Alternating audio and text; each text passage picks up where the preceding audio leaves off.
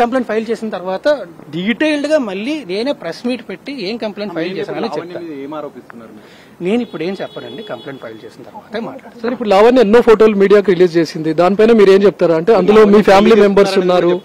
అదే అండి, మీరు పెళ్లి చేసుకున్నాం అని చెప్పింది అంటున్నారు. ఇందాక మీరేం అడిగారు, పెళ్లి చేసుకుంటామని మాట ఇచ్చాడు అని చెప్తున్నారు. ఓకే అని చెప్తున్నారు.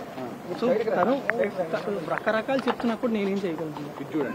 అంటే ఇప్పుడు నిజం సంబంధం లేనప్పుడు మీ ఫ్లాట్ లో తనని ఇన్ని సంవత్సరాల పాటు ఏమండి రెప్యుటేషన్ ఎక్కడ పాడవుతుంది, ఎందుకు రచ్చలు, ఎందుకు మనకి ప్రశాంతంగా ఉందాం అని మాత్రం భయపడి లేదండి.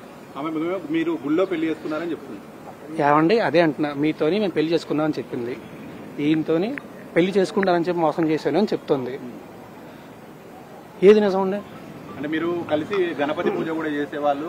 ఏమండి కలిసి ఒక ఇంట్లో ఉన్నప్పుడు నేను ప్రతి సంవత్సరం కూడా నాకు అంటే గుళ్ళకి వెళ్లి పూజలు చేసి అలా ప్రతి సంవత్సరం కూడా వినాయక చవితి రోజు ఖచ్చితంగా పూజ చేయడం అనేది నాకు అలవాటు. అంటే ఆ ఒక్క రోజు మాత్రం ఖచ్చితంగా చేస్తాను. గణపతి పూజ మేము కాదండి, మీకు గణపతి పూజ పెళ్లి చేసి చేస్తారా? గణపతి పూజ చేయడానికి పెళ్లికి సంబంధం ఏంటంటే, ఏమంటే ఇద్దరం కలిసి ఒకే ఇంట్లో ఉండేవాళ్ళం అండి. ఒకే ఇంట్లో ఉన్నప్పుడు నువ్వు బయటకు వెళ్ళి కూర్చొని ఒకరిని పూజ చేస్తాను అనలేం కదా. ఎందుకు సార్, ఎందుకు ఇద్దరు ఒకే ఇంట్లో ఉండాల్సి వచ్చింది? ఇద్దరు రిలేషన్ లో చెప్పా కదా అప్పట్లోని తెలుసు, మా పేరెంట్స్ కూడా పరిచయం. మా పేరెంట్స్ కూడా పరిచయం. ఈ లావణ్య తమ్ముడు మీతో డబ్బులు తీసుకోవడము, డబ్బులు అడగడం మీకు నేను కంప్లైంట్ ఇస్తానండి, మొత్తం స్టేట్మెంట్ అనేది కంప్లైంట్ అన్ని ఇస్తాను. ఇచ్చిన తర్వాత మొత్తం రేజ్ చేసినప్పుడు ఏమైనా సెటిల్మెంట్ ఏమైనా పిలిచారా మీరు? లావణ్యకి సెటిల్మెంట్ చేస్తామని ఏం సెటిల్మెంట్ అండి? ఈ విషయం ఒకసారి పోలీస్ స్టేషన్ కి వెళ్తా అన్నప్పుడు ఆమె చెప్పినప్పుడు ఆమె నాతో చెప్పలేదండి. నేను సెటిల్మెంట్ నేను ఎప్పుడు మాట్లాడలేదండి. ఈమె ఆవిడికి ఫోన్ చేసిందండి. అది మళ్ళీ అదే సారీ అది కూడా మళ్ళీ చెప్తున్నా, అది ఆమె కంప్లైంట్ ఫైల్ చేస్తుంది. It's not right for me to talk on behalf of. 11 ఏళ్ల రిలేషన్ లో ఏనాడు రాస్తారుని ఇబ్బంది పెట్టని లావణ్య ఈ రోజే ఎందుకు కంప్లైంట్ చేయడానికి వచ్చింది? ఈ రోజే ఇవన్నీ వాస్తవాలు ఎందుకు బయట పెట్టింది? ఏనాడు ఇబ్బంది పెట్టలేదు.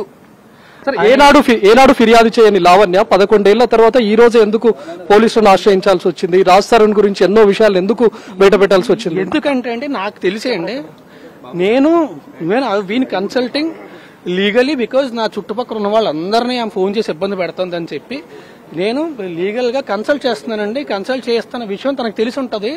నాకంటే ముందే తను స్టెప్ తీసుకుందాం అని చెప్పి తనకు ఫైల్ చేసి ఉంటదండి. ఏవండి ఎప్పుడు స్టార్ట్ అయితేనే ఇవన్నీ జరిగాయని తన వర్షం.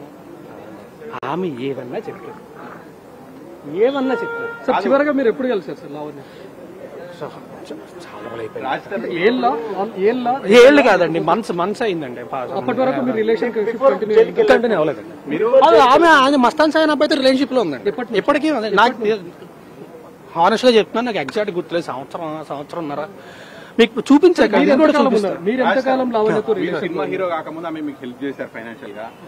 ఫైనాన్షియల్ గా కాదండి, వాళ్ళ ఫ్రెండ్ ఇంట్లో ఉండనిచ్చింది.